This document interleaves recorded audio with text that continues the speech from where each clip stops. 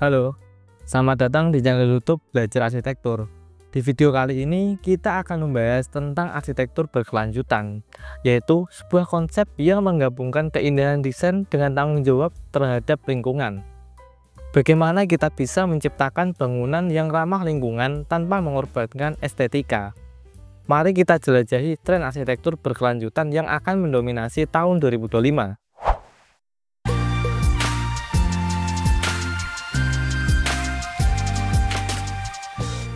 Halo teman-teman, kembali lagi bersama saya Sela di channel YouTube Belajar Arsitektur.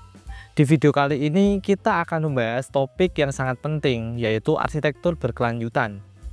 Di era yang semakin sadar akan perubahan iklim dan dampak lingkungan, arsitektur berkelanjutan hadir sebagai solusi yang menggabungkan keindahan desain dengan kebutuhan untuk menjaga bumi kita. Di tahun 2025, lebih banyak bangunan yang akan dirancang dengan prinsip berkelanjutan yang lebih baik. Yuk kita bahas tren-tren apa saja yang akan mengubah wajah arsitektur di masa depan. Arsitektur berkelanjutan adalah pendekatan desain bangunan yang berfokus pada efisiensi energi, penggunaan material ramah lingkungan, dan pengurangan dampak negatif terhadap lingkungan. Ini bukan hanya soal membuat bangunan yang hijau, tetapi juga tentang merancang ruang yang mendukung keberlanjutan sosial, ekonomi, dan lingkungan. Tujuan dari arsitektur berkelanjutan adalah untuk mengurangi jejak ekologis kita, yaitu dengan menghemat energi, mengurangi emisi karbon, dan menciptakan ruang yang lebih sehat untuk penghuninya. Di 2025, konsep ini akan semakin mendalam dan kompleks, serta lebih terintegrasi dalam setiap aspek desain bangunan. Tren pertama yang semakin berkembang di tahun 2025 adalah penggunaan energi terbarukan dalam desain bangunan.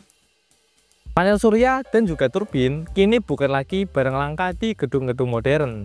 Teknologi ini memungkinkan bangunan untuk menghasilkan energi sendiri, mengurangi ketergantungan pada sumber daya fosil.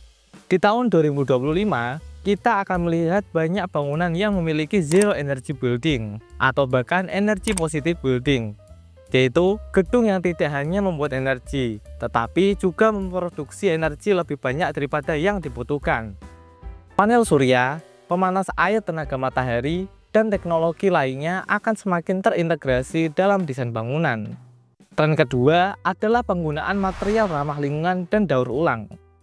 Seiring dengan meningkatnya kesadaran akan keberlanjutan, bahan bangunan yang lebih berkelanjutan dan ramah lingkungan semakin banyak digunakan. Material seperti bambu, kayu terkelola, beton daur ulang, dan bata ramah lingkungan kini menjadi bahan pilihan dalam desain bangunan. Pada tahun 2025, lebih banyak proyek arsitektur yang mengutamakan sumber daya yang dapat diperbarui dan mengurangi limbah konstruksi. Misalnya, penggunaan material daur ulang dari limbah bangunan atau plastik yang dapat terurai.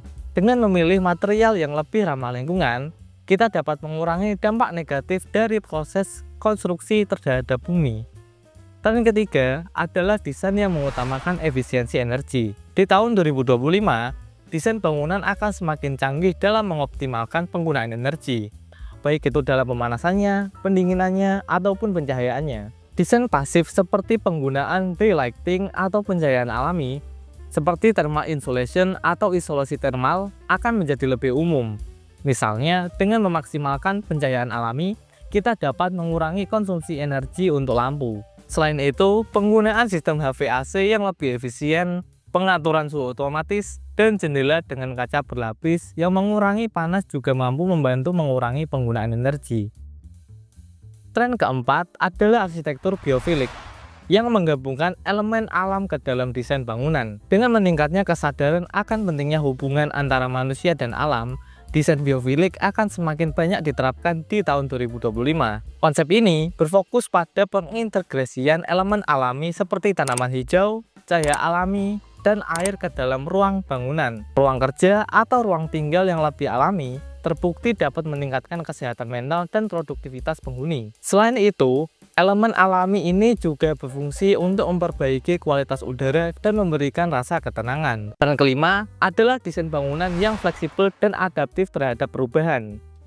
Dengan semakin cepatnya perubahan teknologi dan kebutuhan masyarakat, bangunan harus dapat beradaptasi dengan cepat. Pada tahun 2025, kita akan semakin sering melihat bangunan dengan desain modular atau ruang yang dapat dengan mudah disesuaikan dengan berbagai kebutuhan.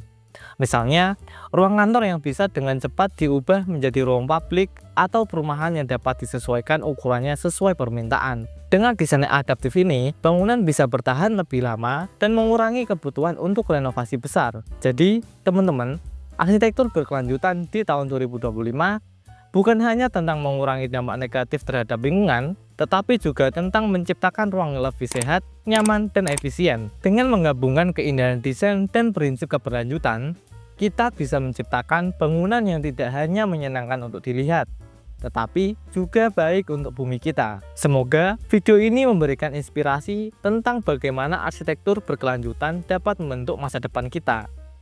Jangan lupa untuk like, komen, dan subscribe untuk video-video menarik lainnya seputar dunia arsitektur. Terima kasih telah menonton video ini.